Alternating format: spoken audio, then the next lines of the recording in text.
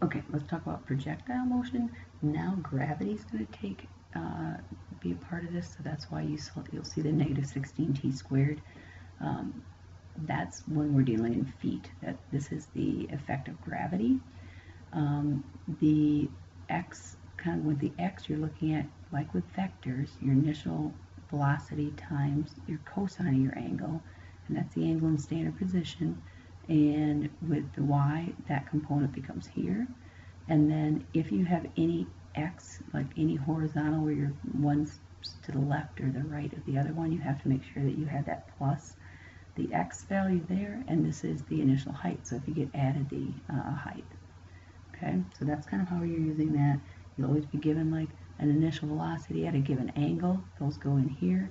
This will always be negative 16t squared, and then if you start to the left or right of 0, you need to add that, and then if you start up or down from 0, 0, you'll have to add the height.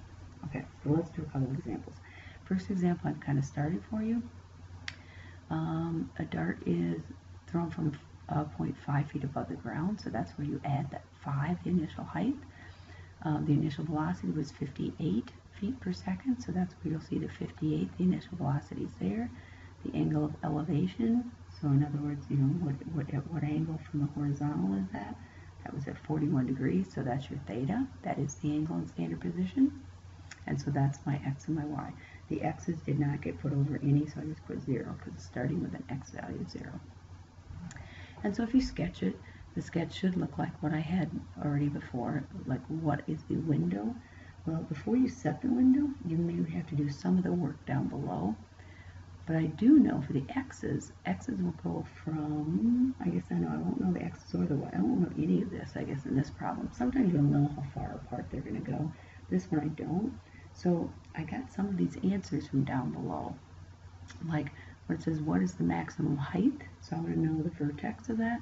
So to get the vertex, I have to say the time is the opposite of b over 2a. Now height has to do with y. So when you do this, you're looking at the y value, this quadratic, and you're saying the opposite of b over 2 times a. And so I did that. I got 1.19 seconds. So that's when it hits its highest point. And so if I'm going to find out what is that height, I need to plug that 1.19 seconds back into the y equation to know where is it and what is the, again, we're looking at vertical distance, is 27.66 feet. Okay, so this information told me that is when it was half, but the fact that it goes 27.66 high, that tells me my y's I set from 0 to 28 to give myself enough room to get to that vertex. So finding the vertex will help me find that y component of the window. All right, this next question was when and where will the dart hit the ground? So now I want to know when is the y value equal to 0. Okay, so I set the y value equal to 0. So for the y piece of that, set it equal to 0. I have to use quadratic formula. It gets kind of ugly, but remember, this is just a number. So it's the b value, negative 16 is the a value, and that's the c value. So I plug that in. I got 2 answers. One didn't make sense. It was a negative time. The other time did make sense, 2.5. So that's when it hits the ground. So that also helped me find this time from 0 to 2.5 seconds. Okay, so that helped me find the time of that, of when does it hit the ground.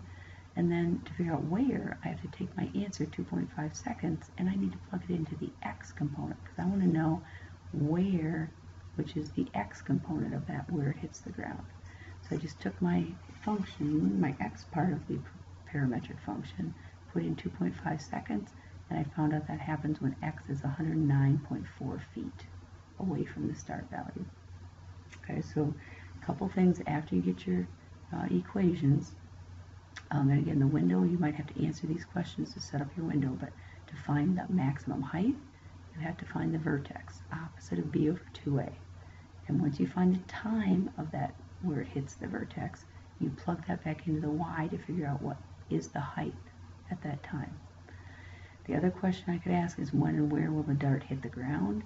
So that is when y is 0. So if you set the y equal to 0, you have to use quadratic formula. Once you get your answer for the time, when does it hit the ground, you plug that back into the x to figure out where on the x-axis it hits the ground. Okay? All right, and then real quick, we'll just look at the back. This one was a set of parametrics. You're tossing a pumpkin out of a catapult. It's launched at a 45-degree angle, so there's my angle, an initial velocity of 125, an initial height, so that's the y, there's an initial height of 25. Okay, I didn't know what my time was going to be until I answered part B. So I do know that, yeah, I guess I just knew it started at 0 for sure, but I didn't know how far it went or how long I had to go.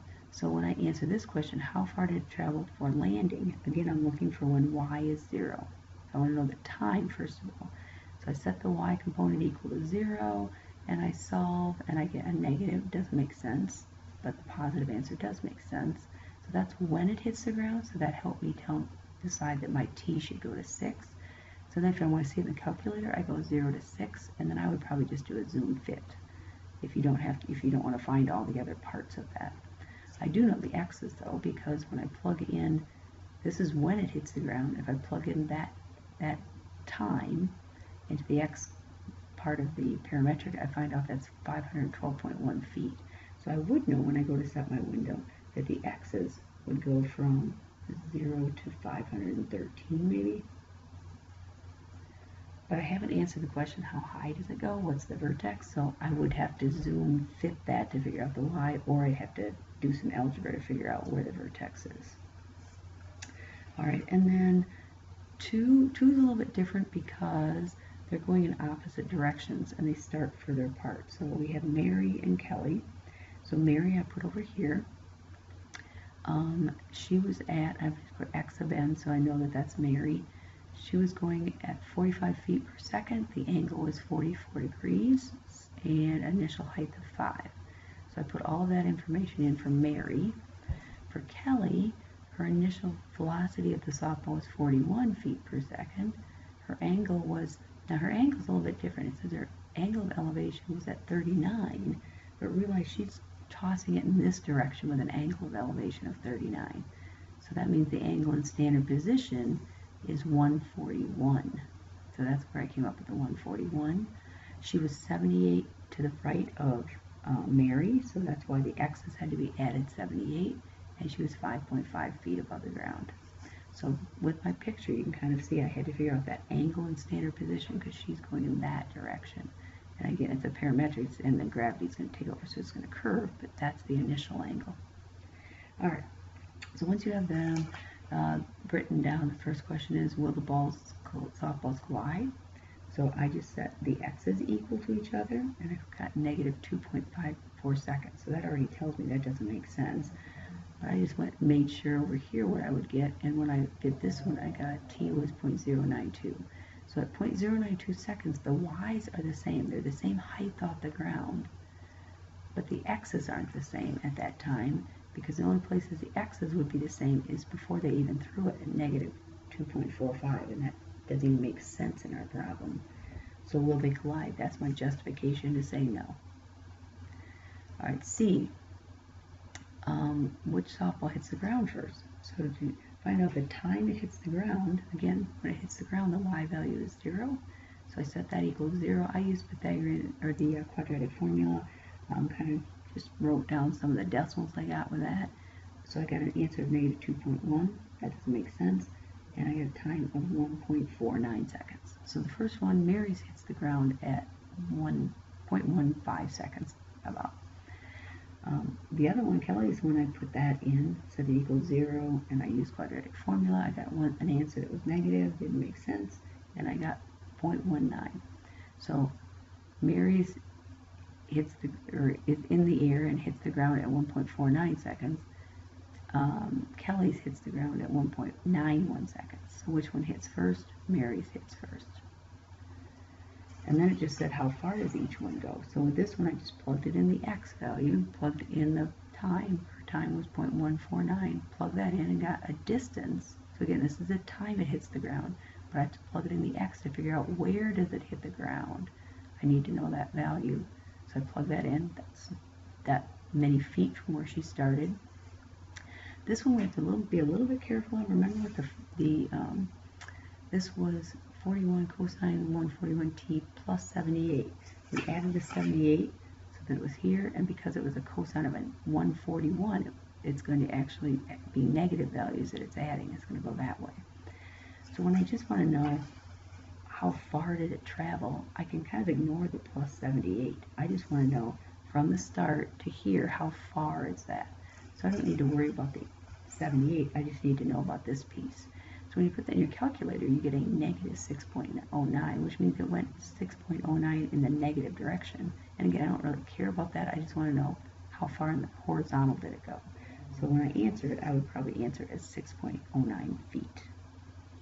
Okay, so that one was a little bit tougher just because we had a couple, two different things. They're going in opposite directions, so we had to fill that in to get those pieces. Now, you can also make sure, you can look at it on your calculator and kind of see what happens when you set your window. Now that you have some of these things, you can set your window. Take a look at it and watch them go towards each other. And if you need help on that, on Monday I can help you try to get the calculator piece together.